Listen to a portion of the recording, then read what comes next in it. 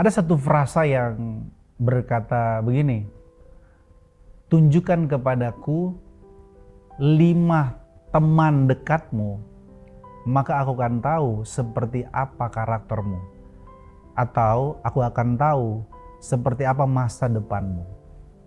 Jadi frasa ini sedang mengajarkan kepada kita siapa teman kita atau dengan siapa kita bergaul itu akan membentuk karakter kita. Nah, Rasul Paulus mengingatkan kepada jemaat di Korintus bahwa pergaulan yang buruk merusak kebiasaan yang baik. Dalam 1 Korintus pasal yang ke-15 ayat 33.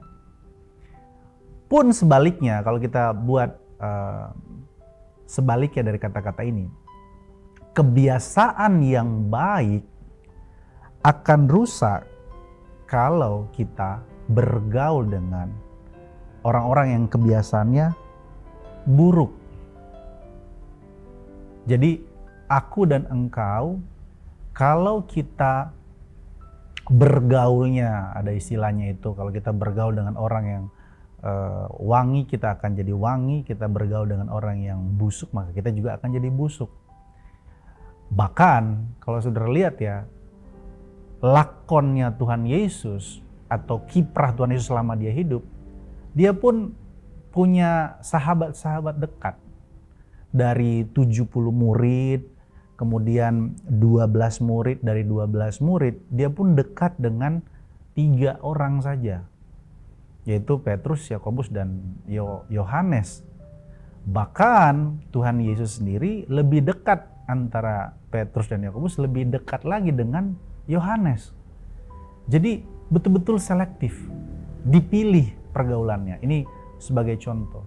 Nah, kekasih-kekasih Tuhan, saya mengajak kita untuk saat ini betul-betul kita harus memilih dan memilah dengan siapa kita berbagi hidup.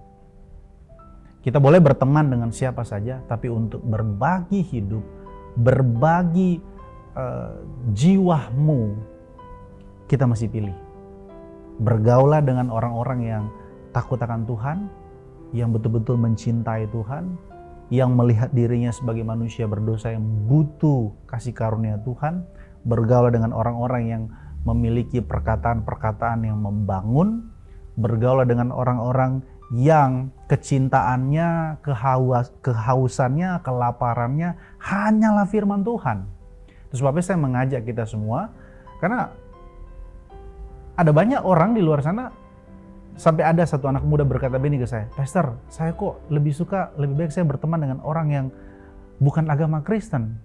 Karena yang agama Kristen, teman-teman saya entah Matius, Lukas, Markus, Yakobus, orang-orang namanya rohani, tapi perbuatannya, ya ampun, setan aja minder ngelihat dia. Lebih baik kalau saya berteman sama orang yang beda agama, kok baik-baik ya orangnya, nggak suka fitnah, nggak suka benci, nggak suka nyinyir, nggak suka gosip, baiklah pokoknya." Nah, ini panggilan bagi kita. Mari kita menjadi pribadi yang seperti kata Tuhan Yesus, jadi garam dan terang.